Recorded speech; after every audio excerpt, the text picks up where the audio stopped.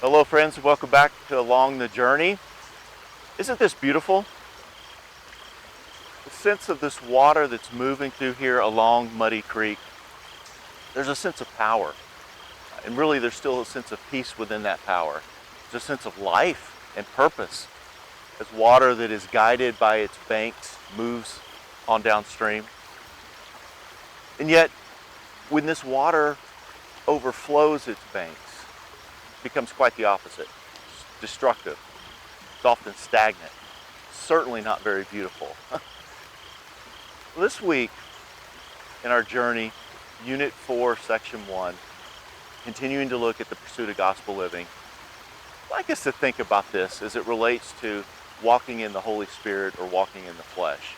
You know, the Spirit guides us, it instructs us, He convicts us, encourages us, as if moving us along the journey, really.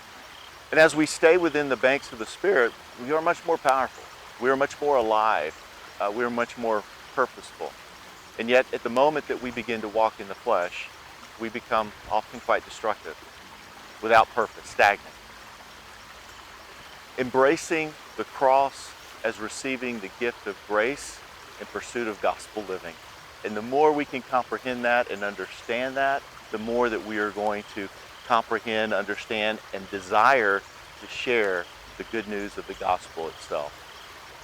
Well, in your journey week ahead, the 3 points this week. Number one, do take some time on the truth and equipping this week. I think it's really fundamental, really good stuff. The passages are great, John 10:10, Galatians 5, and others. And then also an opportunity to reflect in the equipping section on what it really means to walk in the Spirit or to walk in the flesh. Second point, when you look at the mission section this week, last week we looked at what would be the mission statement of Jesus at Jesus Incorporated. This week it's for you and I. What truly is our mission statement? The one we place on the wall that gives us purpose and vision, directs our aim. And then thirdly, just a continuation of the spiritual journey so far, mapping. This idea of the positive and the negative, and you might think of it as you would the waters of Muddy Creek here.